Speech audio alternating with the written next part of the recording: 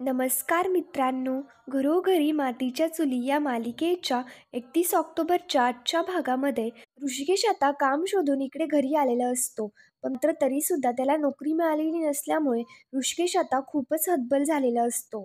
तेवढ्यात लगेच आता ओवी ऋषिकेशला पाहते आणि लगेच त्याच्याकडे धावत धावत येत त्याला विचारते, "बाबा काय झालं? तुम्ही काजू कतली आणली का?" ऋषिकेश लगेच शांतपणे ओवीला म्हणतो की "नाही बाळा, पण मात्र उद्या नक्की आणीन." तर मग आता जानकी लगेच ओवीकडे येते आणि ओवीला म्हणू लागते, "तुला मी आत्ताच सांगितलं ना की बाबांकडे हट्ट करू नकोस." जानकी आता ऋषिकेशकडे पाहते, पण मात्र त्याच्या शर्टला, त्याच्या कपड्यांना सगळीकडे माती लागलेली असते. ते सगळं पाहता जानकी लगेच विचारते, "अहो, ही कपड्यांना माती कशी काय लागली?" ऋषिकेशच्या शर्टचा खिसा सुद्धा फाटलेला असतो. ते सगळं पाहता ओवी आता ऋषिकेशला विचारते की "बाबा, तुम्ही पडलात का?" जानकी आता खूपच घाबरून जाते.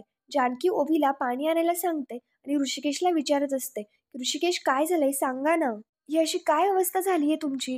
तर मग जानकीला आता ऋषिकेश शांत करत म्हणतो की "जानकी शांत हो, काहीही झालेलं नाहीये मला." तेवढ्यात ओवी येते आणि ऋषिकेश पाणी पितो. त्याच्यानंतर ओवी आता ऋषिकेशची माफी मागत म्हणते, "आय एम सो सॉरी बाबा, तुम्ही जर काजू कतली नाही आणलीत ना तरी सुद्धा काहीच हरकत नाही." जानकी ओवीला आतमध्ये जायला सांगते आणि मग त्याच्यानंतर जानकी ऋषिकेशला विचारत असते की "ऋषिकेश, खरं सांगा ना, काय झालंय? तुम्हाला कुठे लागलं वगैरे नाही ना?" तर ऋषिकेश जानकीला सांगतो, "अगं जानकी, काहीही झालेलं नाहीये. फक्त रस्त्यातनं येताना माझा पाय घसरला आणि मी खाली पडलो." जानकी आता घाबरते. जानकी पुढे काय बोलणार तेवढ्यातच लगेच ऋषिकेश हातपाय धुतो असं म्हणतो आणि लगेच तिकडे निघून जातो. त्यानंतर आता इकडे दुसरीकडे ऐश्वर्या आणि सारंग दोघेही सुमित्राकडे बोलायला आलेले असतात. तर मग आता ऐश्वर्या सुमित्राला म्हणत असते, "ऋषिकेश दादा आणि जानकी वहिनी हे दोघेही घर सोडून गेलेत. त्यांची बेडरूम रिकामीच आहे. तर त्याच्यामुळे त्यांची ती बेडरूम आणि पुढे लगेच सुमित्रा बोलते की ती बेडरूम सौमित्रा आणि अवंतिकाला द्यावी अशी माझी इच्छा आहे." "बघ, तू अगदी माझ्या मनातलं बोललीस." तर मग ऐश्वर्या आणि सारंग दोघी आश्चर्याने सुमित्राकडे पाहायला लागतात. सुमित्रा म्हणू लागते, "आणि मी तसं त्यांना सांगितलंय सुद्धा." तेवढ्यात आता लगेच तिथे अवंतिका येते आणि अवंतिकाने ऐश्वर्याच्या आधी बाजी मारली. ते सगळं पाहता अवंतिका लगेच ऐश्वर्याला विचारते, "काय ग, काय झालं? कसला एवढा विचार करतीयेस?" मग आता इकडे सुमित्रा लगेच अवंतिकाला विचारते, "अवंतिका, झालं का ग तुमचं सामान लावून?" याच्यावरती अवंतिका म्हणते, "हो आई, सगळं व्यवस्थित अगदी नीटनेटकं लावलंय." त्याच्यानंतर आता सुमित्रा त्यांच्या दोघींना देखील समजावून सांगू लागते की "तुम्ही दोघी जावा जावा, अगदी बहिणीसारखे राहा आणि हे घर सांभाळून ठेवा." आणि मग त्याच्यानंतर सुमित्राचं सारंगकडे काम असतं, तर मग सुमित्रा सारंगला लगेच तिकडनं घेऊन जाते. त्याच्यानंतर इकडे अवंतिका ऐश्वर्याला म्हणते, "काय ग ऐश्वर्या, इतका सुंदर मेकअप केलायस आणि तरी सुद्धा चेहरा पडलेलाच का दिसतोय? बहुतेक दादा आणि वहिनी यांच्या दोघांची रूम तुला मिळवता नाही आली ना, म्हणून तुझं थोबाड उलटून पडलंय." "काय माहिती का ऐश्वर्या, स्वतःच्या नसलेल्या गोष्टींना हिसकावून घ्यायची घाणेरडी सवय आहे तुझी आणि ती सवय आता बदलायची. कारण लक्षात ठेवायचं की आता मी आलीये. तू जे काय जानकी वहिनींबरोबर वागत होतीस ना, त्यांच्याबरोबर जे डाव खेळत होतीस ना, ते काय आता माझ्याबरोबर वागू नकोस हा. तुला मी आत्ताच सांगतेय की माझ्या नादी नको लागू. मी काय वहिनींसारखं तुला समजून वगैरे नाही घेणार. जशी तू वागलीयस ना तसंच तुझ्याशी वागणार. तुझ्याच भाषेमध्ये तुला उत्तर देणार. कळलं? आणि ही गोष्ट ना कायम लक्षात ठेवायची." तर मग आता अवंतिका तिकडनं जाऊ लागते, पण मात्र मध्येच ऐश्वर्या बोलते, "तू काय धमकावतीयस काय ग मला? अगं, तुझी अक्कल कुठे गेलीये? अगं, 10 वर्ष ज्या बाईने घर सांभाळलं, 10 वर्ष ही बाई या घरामध्ये राहत होती, त्या जानकीला मी मुळासकट उपटून घराबाहेर फेकलं. आणि आता तूच सांग की तू नेमकं काय चीज आहेस? तुला तर मी हात न लावताच उद्ध्वस्त करून टाकेल. त्यामुळे तुझं हे जे तोंड आहे ना, ते माझ्यासमोर नाही उघडायचं. आणि तुझा हा सगळा जो हुकूम आहे ना, तो तुझ्या नवऱ्याच्या राज्यात तुझ्या घरी चालवायचा. इथे नाही करायचा. 4 दिवस आलीयस ना, तर पिकनिक म्हणून एन्जॉय कर आणि आलापावली परत जा." तेवढ्यात लगेच तिकडे मागणं सौमित्र येतो आणि तो ऐश्वर्याला म्हणतो, "ते सगळं आता आम्ही ठरवू. बहुतेक तू ऑलरेडी ना बरंच काही ठरवलेलं दिसतंयस. आता ते ना तू सगळं विसरायचं. आम्ही फक्त काही 4 दिवसासाठी नाही आलेलो. जोपर्यंत दादा वहिनी या घरामध्ये परत येत नाही ना, तोपर्यंत आम्ही इथनं कुठेच जाणार नाही." इकडे सौमित्रचं ते सगळं बोलणं पाहता अवंतिका त्याच्याकडे आश्चर्याने पाहू लागते. कारण सौमित्राने या सगळ्या गोष्टीची अवंतिकाला काहीच कल्पना दिलेली नसते. त्याच्यानंतर अवंतिका आणि सौमित्र दोघी त्यांच्या रूममध्ये येतात. तर आता रूममध्ये असताना अवंतिका लगेच सौमित्रला म्हणते, "तू कळतंय का सौमित्र, तू खाली काय बोललायस? दादा आणि वहिनी येईपर्यंत आपण इथेच थांबायचंय?" सौमित्र बोलतो की "हो अवंतिका, कारण तू विसरलीयस का की आपल्याला दादा आणि वहिनी यांनी दोघांनीच इथे थांबायला सांगितलंय. त्याच्यामुळे ते येईपर्यंत आपण कुठेच जायचं नाहीये." अवंतिका आता बोलू लागते, खरं तर आपण दादा आणि वहिनी यांच्या दोघांचंही मन राखण्यासाठी बोललो होतो. पण आपण ॲक्च्युअली इथे राहणार आहे हे नव्हतं वाटलं मला. सौमित्रा, अरे तुला सुद्धा माहिती आहे की ऋषिकेश दादा किती चिडली आहेत ते. त्यांचा राग काय आता इतक्यात कमी होणार नाहीये आणि आईचा गैरसमज दूर होण्यासाठी खूप वेळ लागेल. इतक्यात ते येणार नाहीयेत आणि मग तोपर्यंत आपण इथे कसं थांबायचं? ती ऐश्वर्या इथे आहे ना, मी तिला सहन नाही करू शकत आणि 4 दिवसाच्या वरती तर नाहीच नाही. त्याच्यामुळे म्हणून मी म्हणते की मला इथे नाही राहायचं. तर मग असं अवंतिकाचं चिडणं पाहता सौमित्र तिला शांत करत म्हणतो, "शांत हो अवंतिका. तिचा स्वभाव कसा जरी असला ना तरी सुद्धा आपण आपल्या मर्यादा नाही सोडायच्या. अगं जानकी वहिनीचा विचार करून शांत राहायला शिक." अवंतिका स्पष्टपणे सौमित्रीला सांगून टाकते की सौमी, ते सगळं माझ्याच्याने नाही होणार. जानकी वहिनी जे काय बोलतायत ना ते बरोबर आहे आणि ते मला मान्य सुद्धा आहे. पण तुला सुद्धा हे चांगलंच माहिती आहे की त्या ऐश्वर्याला मी सहन नाही करू शकत. अरे सौमी, मला एक पीसफुल लाईफ जगायची आहे आणि ती सुद्धा तुझ्याबरोबर. म्हणूनच मी म्हणते की आपण जाऊयात ना मुंबईला परत. तर मग सौमित्र अवंतिकाला म्हणतो, हो आपण जाऊयात परत, पण आत्ता नाही. दादा आणि वहिनी यांच्या दोघांनाही आपल्याला या घरामध्ये परत घेऊन यायचंय ना. सौमित्र आता अवंतिकाला शांतपणे खाली बसवतो आणि तिला समजावून सांगू लागतो, दादा वहिनींना परत आणायचंय म्हणूनच म्हणतोय की आपल्याला इथे थांबावं लागेल. आपण सगळं सोडून असं सहज नाही जाऊ शकत. अगं या घराबद्दल, आई नानांबद्दल आपल्या काही जबाबदाऱ्या आहे आणि त्या अशाच टाकून निघून जाणं हे तुला तरी पटतं का? आणि या सगळ्या गोष्टीचा विचार करूनच जानकी वहिनींनी आपल्याला इथे थांबायला सांगितलंय. त्याच्यामुळे आपल्याला किती जरी जावं वाटलं ना तरी आपल्याला जाता येणार नाहीये. दादा वहिनी येईपर्यंत आपल्याला इथेच थांबायचंय. त्याच्यानंतर इकडे ऋषिकेश फ्रेश होऊन येतो आणि जानकी त्याला जेवण वाढत असते. पण मात्र जानकीला ऋषिकेश तिच्याशी खोटं बोलला हे समजलेलं असतं. आता ऋषिकेश जानकीच्या नजरेला धड नजर सुद्धा मिळवत नसतो. जानकी खूप आश्चर्याने ऋषिकेशकडे पाहत असते. ते सगळं पाहता ऋषिकेश विचारतो की अशी का बघतीयेस? तर मग जानकी सांगते, तुम्ही म्हणालात की पाय घसरून पडलात. बरं ठीक आहे, पण मात्र पाय घसरून पडलात तर पडलात, हातापायांच्या नखांमध्ये सुद्धा कशी माती गेली? ऋषिकेश, नेमकं चाललंय तरी काय? माझ्यापासून तुम्ही काहीच नाही लपवत. जेवणाच्या ताटावरती बसलात तुम्ही. खरं खरं सांगा, नक्की काय झालंय? तुम्ही नेमकं नोकरी शोधायला गेला होतात ना? तर ऋषिकेश म्हणतो की हो गेलो होतो, पण मात्र मी आता ना नोकरीची अपेक्षा सोडून दिलीये. जानकी, मला कोणीच नोकरी देणार नाहीये, कारण गावामध्ये सगळ्यांनी अशी अफवा पसरवली की प्रॉपर्टीसाठी तू नानांना ढकललंस आणि सगळ्यांना धमकी दिली आहे की मला नोकरी द्यायची नाही म्हणून. जानकी म्हणत असते की आपण सगळं घरदार सोडून आलोय ना आता इकडे राहायला, तर मग काय प्रॉब्लेम आहे त्यांचा? का ते आपल्याला सुखात जगू देत नाहीये? जानकी आता विचारू लागते, तुम्ही ते सगळं सोडा, पण सांगा मला काय झालंय? तर ऋषिकेश लगेच जानकीला सांगतो, अगं मी रस्त्यावरनं येत होतो ना तेव्हा मला एक कुस्तीची जाहिरात दिसली. 2 दिवसांनी गुंगराळे मैदानावरती ना कुस्तीची स्पर्धा आहे. मी फॉर्म भरून आलोय आणि जिंकणाऱ्याला 1,00,000 रुपयाचं बक्षीस आहे आणि आपल्याकडे वेळ खूप कमी आहे, फक्त 2 दिवस आहे. जानकी आता म्हणते, हे कुस्ती फॉर्म म्हणजे तुम्ही सरावाला तर नव्हता गेलात ना? तर ऋषिकेश आता हो बोलतो. अगं जानकी, मी फॉर्म भरला आणि माझ्या ओळखीचे एक वस्ताद आहेत, त्यांच्याकडे गेलो आणि कुस्तीचे 2 डाव टाकून आलो. आता ऋषिकेशचं हे बोलणं पाहता जानकी लगेच ऋषिकेशला म्हणते, तुम्हाला हे सगळं कळतं का? त्याच्यावरती ऋषिकेश हसत म्हणतो, अगं तू माझ्या आयुष्यात येण्याआधी ना कुस्तीच एक मला प्राणप्रिय होती.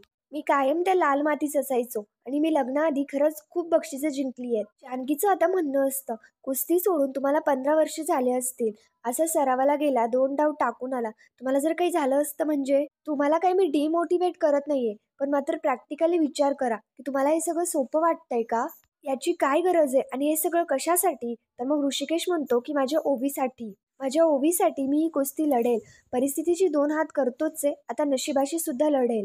जानकी, अगं मी नाही, मी अंधार सहन करेल, पण मात्र मला माझ्या ओवीच्या डोळ्यामध्ये कायम उजाडाचा झगमग बघायचा आहे. तिला हवी आहे तशी दिवाळी मला साजरी करायची आणि ती मी करेलच. आणि बघ तू, तिचा हा बाप 1,00,000 रुपयाचं बक्षीस जिंकेलच आणि मग ती ज्या कपड्यावरती, ज्या फटाक्यावरती बोट ठेवेल ना, ते मी तिला घेऊन देईल. आणि हाच एका बापाचा शब्द आहे. तर मग आता ऋषिकेशचं ते सगळं बोलणं पाहता जानकी खूपच इमोशनल झालेली असते. कारण जानकीला त्या स्पर्धेपेक्षा जास्त ऋषिकेशची काळजी वाटत असते. जानकी आता ऋषिकेशला घास भरवते आणि त्याला ऑल द बेस्ट विश करते. त्यानंतर सारंग, ऐश्वर्या, आजी हे तिघेही ऐश्वर्याच्या रूममध्ये असतात. तर मग ऐश्वर्या लगेच आता सारंगवरती ओरडत म्हणत असते, सारंग तुला आईंसमोर बोलता नाही आलं का की ती बेडरूम आम्हाला हवी आहे म्हणून? सारंग आता म्हणत असतो, कसं बोलणार ऐश्वर्या? आपण काही बोलण्याच्या आधीच ती बेडरूम आता आईने सौमित्र दादाला देऊन टाकली होती. कसं बोलायचं आपण? आणि राहू दे ना, तुम्ही काय एवढं मनाला लावून घेताय? ऐश्वर्या म्हणत असते, माझं ना तुमच्यासारखं नाहीये. कशावरतीच काही बोलायचं नाही, कशावरतीच काही रिॲक्ट व्हायचं नाही, तसं नाहीये माझं. सौमित्र भाऊजी जे काही खाली बोललेत ना ते ऐकलत ना तुम्ही? ऐश्वर्या आता सारंगवरती खूपच चिडत असते. तिथे आजी सुद्धा असते आणि ते सगळं पाहता ती लगेच ऐश्वर्याला शांत करत म्हणते, "अगं गुंडी किती राग-राग करशील? अगं जाऊ दे ना." ऐश्वर्याचं म्हणणं असतं, "म्हणजे घर सांभाळायचं मी आणि बेडरूम त्यांना, हा कुठला न्याय आहे?" ऐश्वर्या सारंगला म्हणते, "तुम्ही आत्ताच्या आत्ता जा सौमित्र भाऊजीला सांगा की ती रूम मला हवी आणि त्यांना म्हणा की आत्ताच्या आत्ता खाली करा." ते सगळं पाहता सारंग ऐश्वर्याला शांत करत म्हणतो, "अहो ऐश्वर्या शांत व्हा, किती हट्ट करणार आहात? घरात काही कमी वाद सुरू आहेत का?" तर मग ऐश्वर्या लगेच सारंगला म्हणते, "म्हणजे तुम्हाला काय म्हणायचंय की घरात भांडणं काही मी लावली का? मी या घराची राखरांगोळी करते का? म्हणजे जानकी वहिनी दोषी नाहीयेत, मी केलंय सगळं. नाही बोला, तुम्हाला हवंय ते बोला." ऐश्वर्या भयंकर चिडत असते. तर मग आजी ऐश्वर्याला म्हणते, की "काय गं, अगं त्याचं म्हणणं तरी ऐकून घे." पण मात्र ऐश्वर्या लगेच आजीवरती ओरडत म्हणते, "आजी काय चाललंय तुमचं? नवरा बायकोमध्ये बोलणं सुरू असताना तुम्ही कशाला मध्ये-मध्ये लुडबुड करताय?" तर मग सारंग लगेच ऐश्वर्यावरती चिडतो. ते पाहता ऐश्वर्या शांतपणे सारंगला म्हणू लागते, "सारंग अहो माझं तुमच्यावरती एवढं प्रेम आहे. मी तुमचं एवढं मन जपते. मी तुमच्यासाठी चहा बनवून आणला आणि तुम्ही माझ्यासाठी साधी बेडरूम सुद्धा नाही मिळवू शकत का?" सारंग म्हणतो की नाही मिळू शकत कारण त्या बेडरूमपेक्षा सौमित्र दादाचा मान मोठा आहे. अहो तुम्हीच समजून घ्या, तो माझा मोठा भाऊ आहे. आता ऋषिकेश दादा इथे नसताना त्या बेडरूम मध्ये राहण्याचा अधिकार त्याचा आहे. तर मग ऐश्वर्या म्हणते, "बरं ठीक आहे, त्यांनी आता बेडरूम मिळवली आहे. उद्या जर नानांनी जी कंपनी तुमच्या नावावरती केली आहे त्यात सुद्धा वाटा देऊन टाकणार आहात का त्यांना?" याच्यावरती सारंग म्हणतो, "हो देईल ना. तो भाऊ आहे माझा आणि त्याने दुसरं काही जरी मला मागितलं ना तरी सुद्धा हसत हसत देऊन टाकेन मी." ऐश्वर्या पुढे काय बोलणार तेवढ्यात लगेच सारंग तिला म्हणतो, "हे बघा ऐश्वर्या, तुम्ही ऐका माझं. बेडरूमवर ना हट्ट नका करू. ही रूम आहे ना आपली, ही काय कमी सुंदर आहे का? जर तुम्हाला जर वाटत असेल ना तर आपण दोघं मिळून या रूमला रंगमहाल करूयात." आता ऐश्वर्या प्लीज हा विषय बंद करा आणि सारंग लगेच तिकडे निघून जातो. इकडे आता आजी ऐश्वर्याला लेक्चर द्यायला लागते, पण मात्र ऐश्वर्या आजीला लगेच रूमच्या बाहेर काढून देते. ऐश्वर्या आता स्वतःशीच म्हणत असते, की जो येतोय तो फक्त मलाच लेक्चर देतोय. जानकी तर गेली घराबाहेर, पण मात्र ती सौमित्र आणि अवंतिका आली मला खिजवायला. नाही कोणीही या, पण नाही प्रत्येकाला मी ज्याची त्याची जागा दाखवली ना तर मी सुद्धा नावाची ऐश्वर्या नाही. सराव करून ऋषिकेश खूप थकलेला असतो, तर मग जानकी ऋषिकेशचे पाय चेपून देत असते.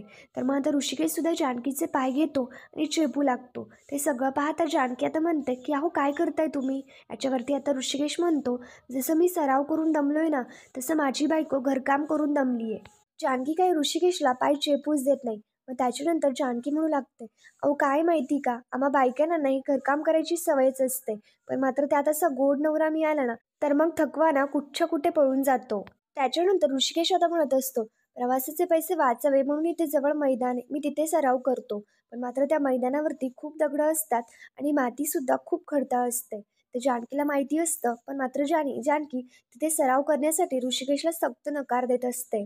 तर मग ऋषिकेशचं म्हणणं असतं, की माझ्या लेकीसाठी सगळं काही सहन करायला तयार आहे. तर मग तेवढ्यात लगेच ओवी उठते. मग ते सगळं पाहता जानकी ओवीला विचारते, "काय गं काय झालं? का सारखी-सारखी उठतीयेस?" याच्यावरती ओवी म्हणते, की "अगं आई मला इथे झोप नाही लागत आहे. खूप गरम होतंय. अगं इथे साधी एक रात्र तरी मला नीट झोप लागणार आहे का?" जानकीच्या डोक्यात तेवढ्यात आयडिया येते. जानकी म्हणते, की "चल आता माझ्याबरोबर. तुला एशीपेक्षाही थंड हवा तिथे लागेल आणि सगळ्यात भारी झोप लागेल. तुला समोरचं दृश्य बघून सुद्धा भारी झोप लागेल." मग त्याच्यानंतर ऋषिकेश, ओवी, जानकी हे तिघेही बाहेर अंगणात झोपण्यासाठी येतात. ओवी विचारते, की "आपण इथे का झोपतोय?" आणि त्यांना खूप थंडी सुद्धा वाजत असते. तर मग जानकी लगेच म्हणते, "अगं ओवी, तुला तुझ्या बेडरूमच्या एसीची आठवण येत होती.